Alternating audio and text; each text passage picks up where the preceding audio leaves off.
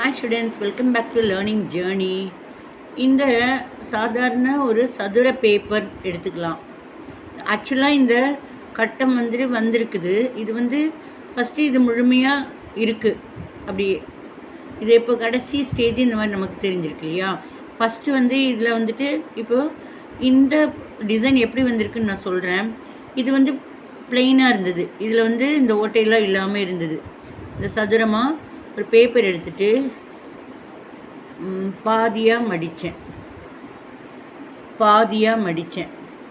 அதை மறுபடியும் 2வது தடவை பாதியாக மடித்தேன். அப்புறம் அதை மறுபடியும் 3வது தடவை பாதியாக மடிச்சிட்டு நமக்கு ஏ மாதிரி இருக்குது பார்த்தீங்களா.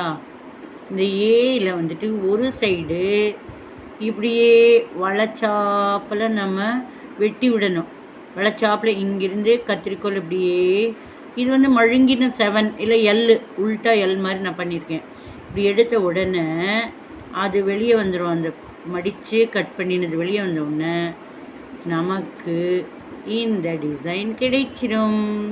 இந்த மாதிரி நம்ம அழகாக நம்ம ஒயிட் கலர் பேப்பரில் இதை நல்லா கெட்டியான பேப்பர் கூட வச்சுக்கலாம். இது பேப்பராக இருக்கலாம் வளையுது அப்படின்னு கூட நினைக்கலாம், பிஞ்சிரும்னு நினைக்கலாம்.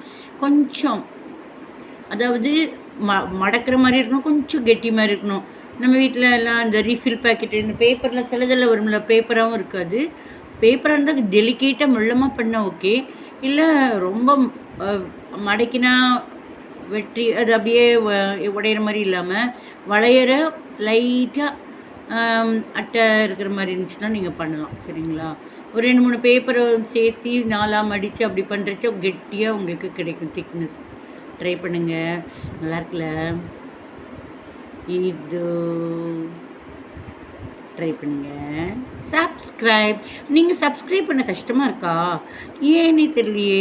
நான் ஹார்ட் ஒர்க் பண்ணுறேன். எப்போவுமே 100% நான் ஹார்ட் ஒர்க் பண்ணுவேன். ஆனால் அதுக்கு பெஸ்ட்டு ரிசல்ட் தான் நான் எதிர்பார்க்குறது தானே நியாயம். ரிசல்ட்டே இல்லாமல் எனக்கு கஷ்டமாக இருக்குது. நீங்கள் இது பார்க்குறீங்கன்னா சப்ஸ்கிரைப் பண்ணுங்கள். தேங்க்யூ.